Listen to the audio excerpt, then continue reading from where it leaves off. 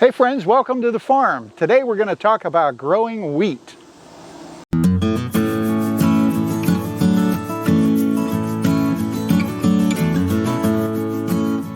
For those of you who are new to the channel, my name is Don and my wife Brenda is behind the camera. 6 years ago we bought this 42-acre farm and we homestead here. We have cattle, chickens, and she has a market garden and a high tunnel.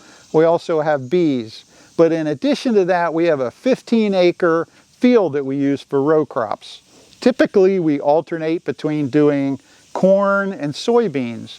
But this last year, we tried something new. We grew winter wheat.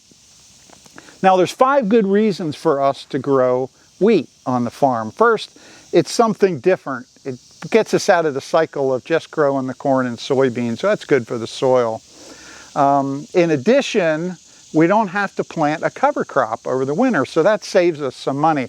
We like to protect the soil over the winter, keep something growing. It prevents erosion, and it's also good for the soil biome. In addition, we get the value from selling the wheat kernels, which is flour, and we can sell the straw. And finally, because of the timing of it, we start it in the fall of one year and then we harvest in early July. That allows us to put a second season in that year. And typically, we would grow soybeans. So we're going to go into a little more detail on this past year, what happened, and some of the excitement and drama of growing wheat on the homestead.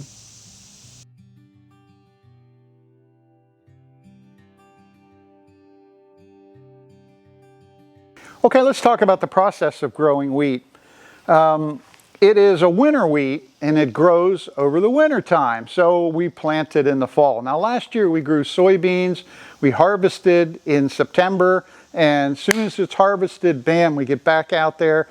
I buy the seed, and there's a local farmer that has a drill and he puts it in later in September. So the wheat gets growing over the fall in October and even November, and then over the winter it goes dormant.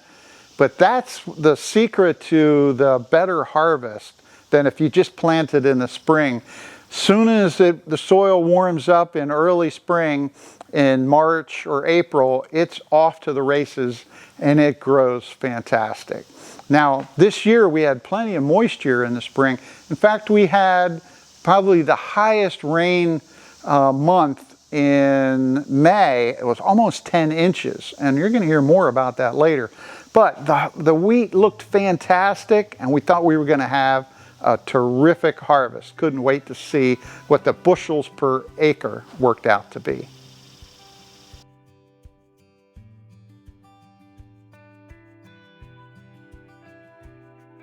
Of course, when it's planted in the fall, you're just waiting for that seed to pop up, and it comes up typically about 5 days later.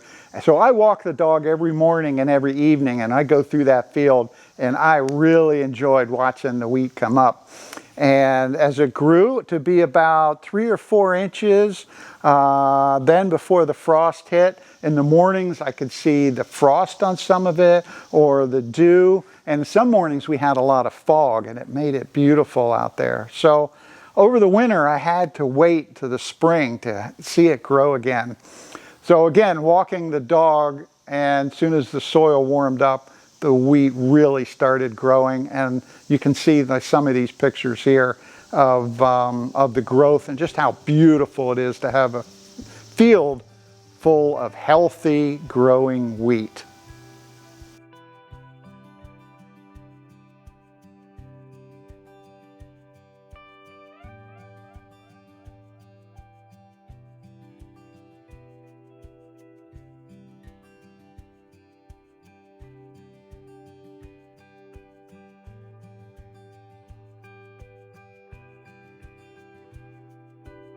The wheat continues to grow, and I just couldn't wait for it to start to dry and turn golden.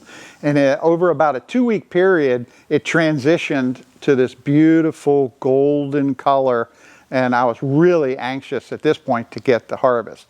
Now, the harvest is typically in the first week of July.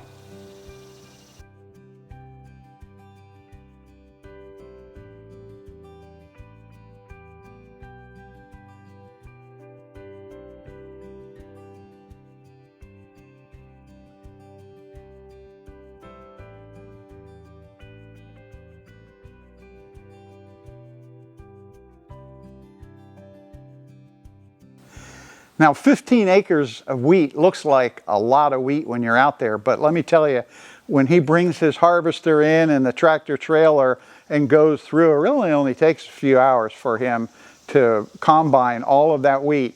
And it's exciting to me when he pulls up to either the cart or right to the tractor trailer and it goes out the chute and it fills up that tractor trailer. So it ended up producing about 66,000 pounds of wheat kernels, which is more than what can be carried in one tractor trailer. So when they hauled it away, now we just had to wait to see what the total weight was so we could look at the number of bushels per acre and the quality of the wheat.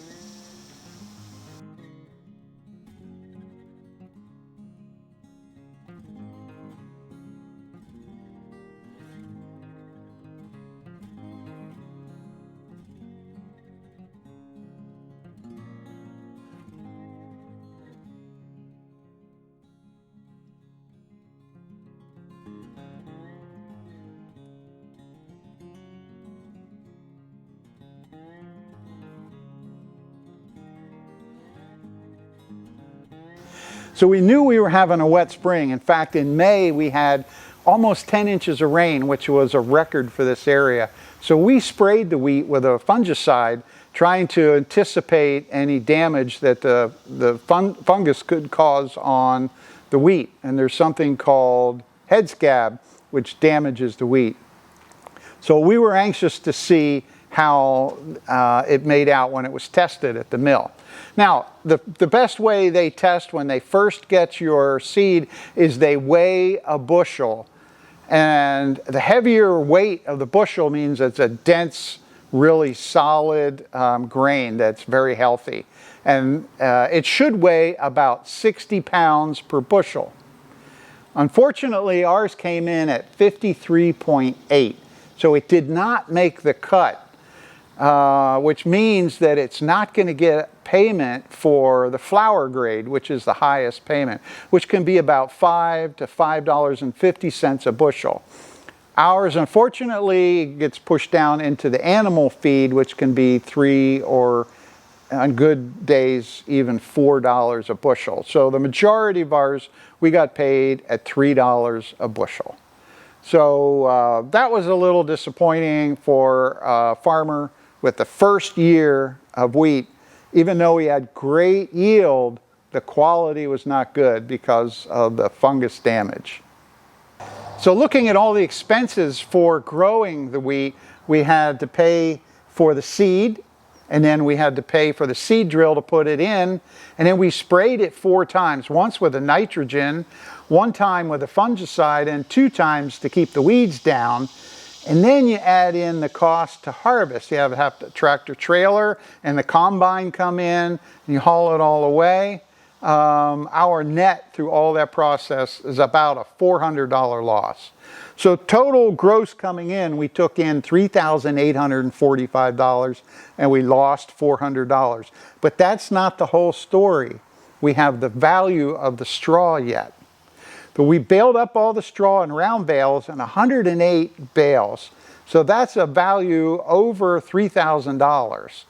So when you put them all together, the value to us from either the cash coming in or fewer expenses going forward, the value to us was about $2,500. Now 108 bales, round bales of straw is a lot of straw. Now we can't use that all ourselves. So we had another farmer that came in at his own expense to bale the straw, and then we do bartering and we share with some local farmers the bounty. But it still was that value to us, and I think it was worth it over this last year, even though we didn't get a great price for the wheat.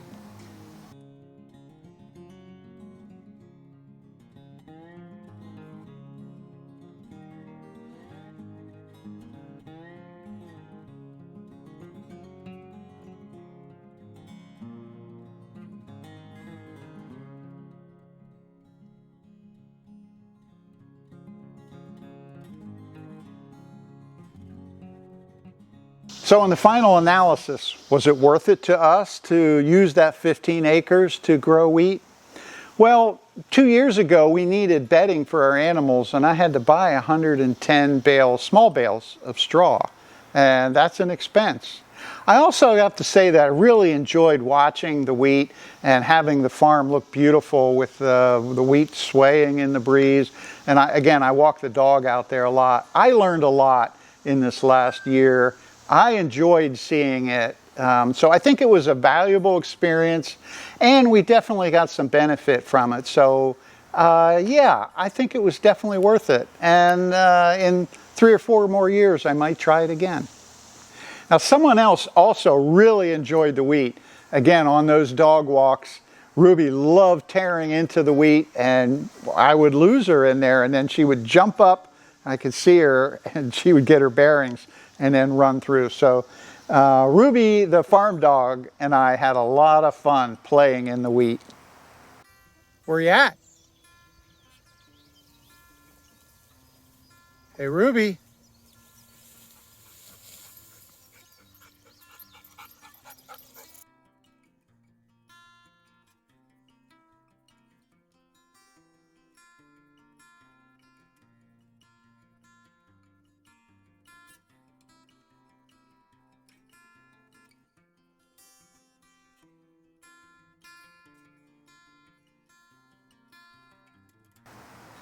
So some of you may be wondering, did you decide to grow a second crop this year?